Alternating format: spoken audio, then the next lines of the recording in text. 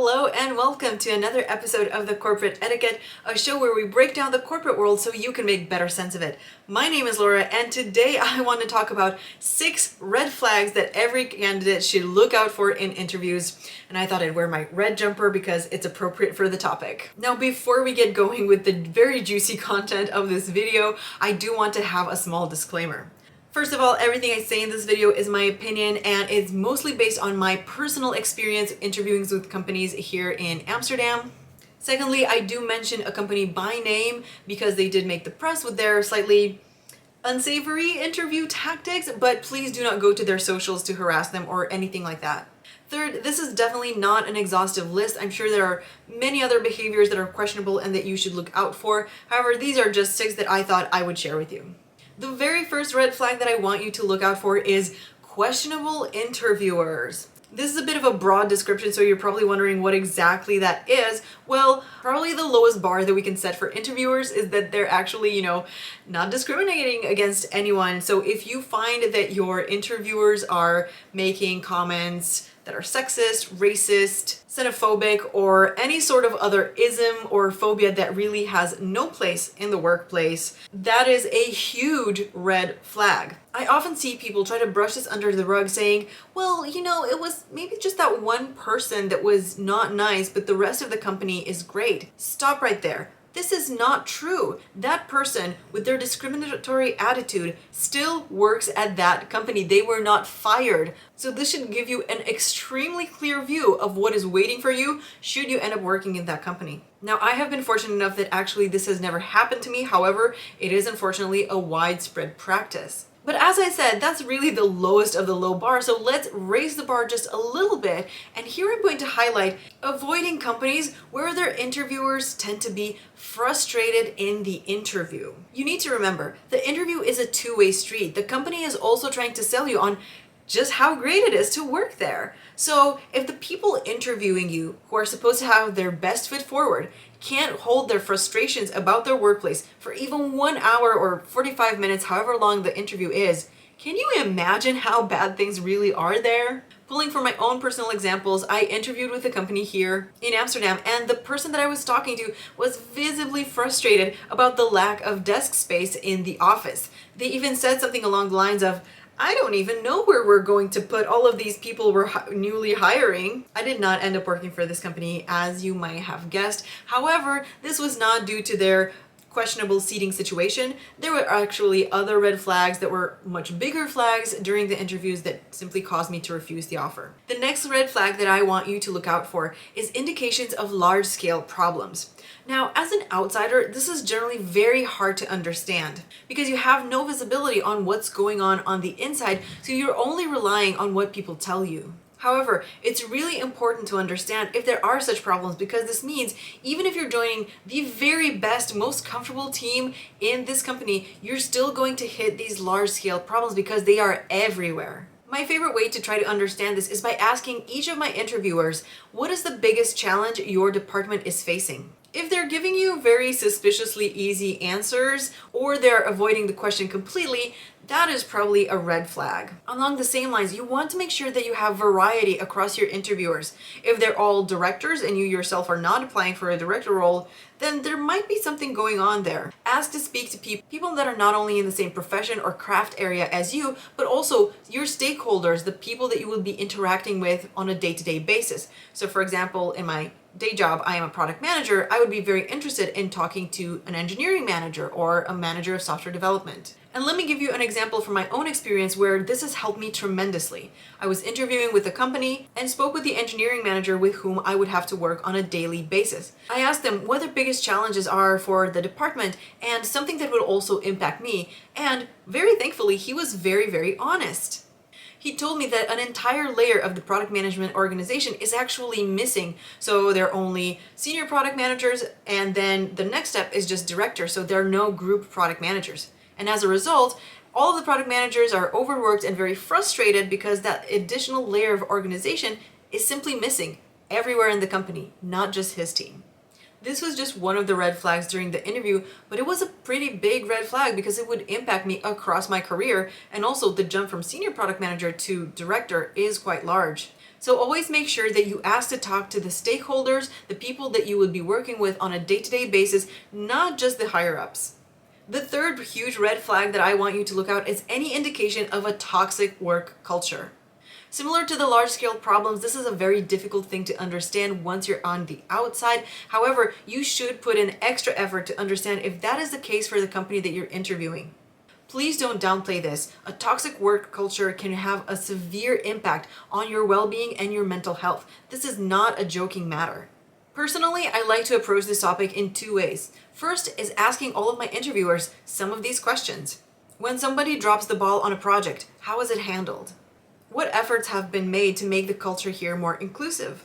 When there is a cross-functional conflict, how do folks resolve it?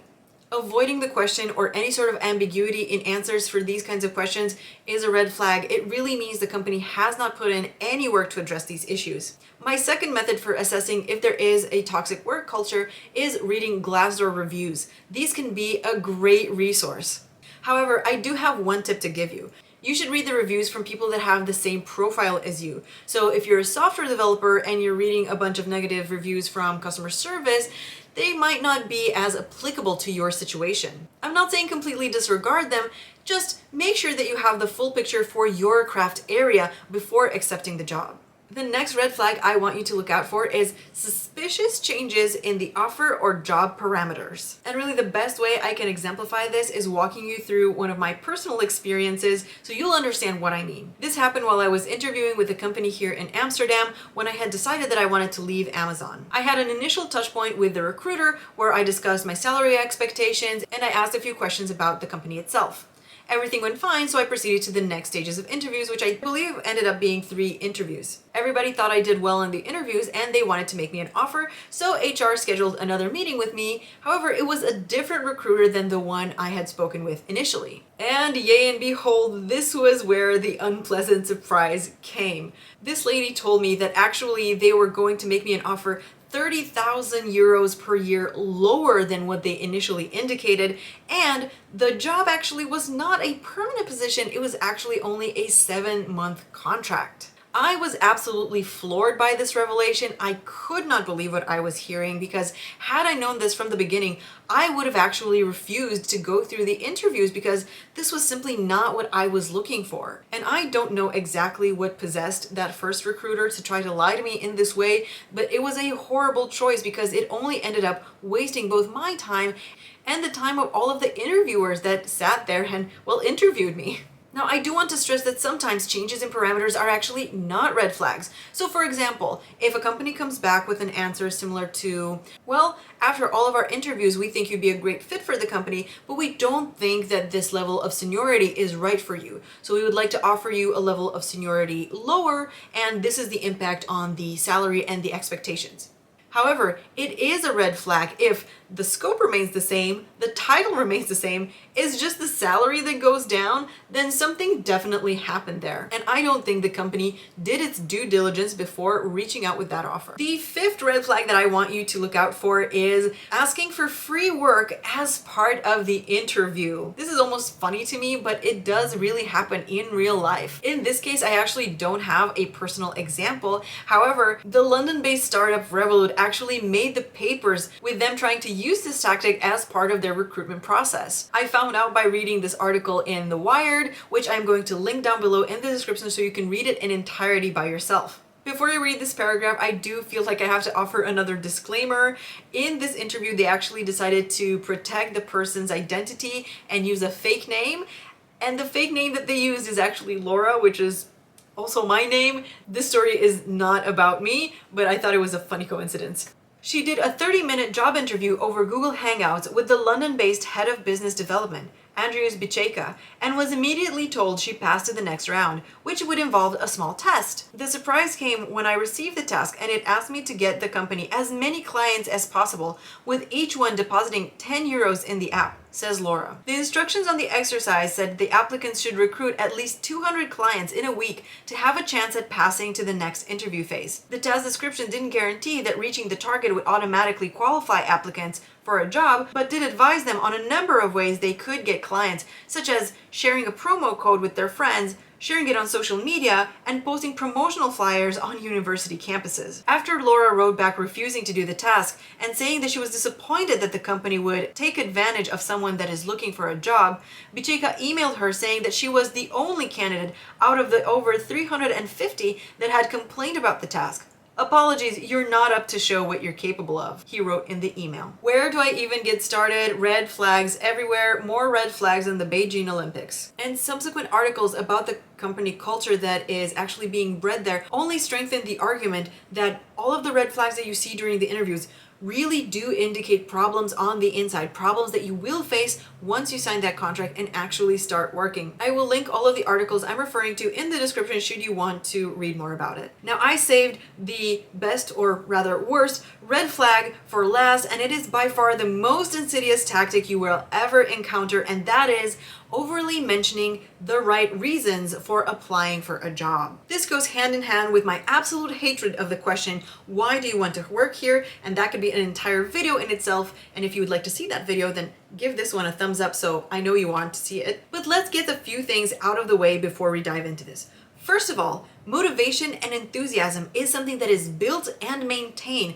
It is not some intrinsic property that people have. Even if somebody is very passionate about the industry or the job or the company, I'm pretty sure a toxic work culture will demotivate them in 0.5 seconds. Even the best mission is not enough to keep employees going if the inner processes of the company are not properly set up to help them succeed. Now, I want to stress that having motivation and enthusiasm is not a bad thing. The problem and the insidious tactic really comes in when you're asked to prove that you're there for the right reasons. How would you prove it?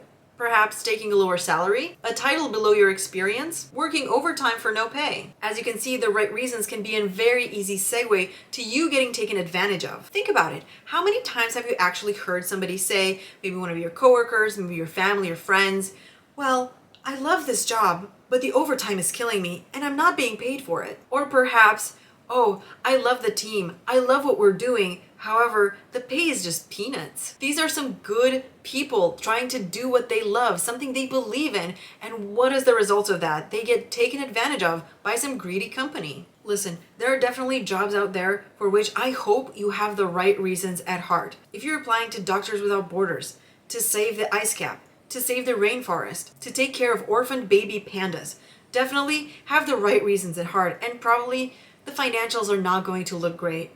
However, if a company that you're applying for is mentioning the right reasons, but you're just applying to a cold, hard, capitalist type of job, then run fast and run far, my friend, because you are about to get taken advantage of. Let me know in the comments what are some other red flags that you've encountered that I didn't mention here. I really would like to see us talking a little bit more openly about these red flags so we can learn from each other's experience. And now that we spent so much time talking about red flags in interviews, my next question is, are you interviewing often enough? Well, if you don't know the answer to that question, then don't worry. I actually have an entire video going through how often you should be interviewing, even if you're not looking for a new job. So click right here to go see that. If you enjoy the content of this video, leave a like because it does help me out and it does put this video in front of more and more people. If you're interested in knowing more about how the corporate world works, then go ahead and subscribe to this channel and ring that bell so you get a notification every time I put out a new video. That's it for now. Have a good one.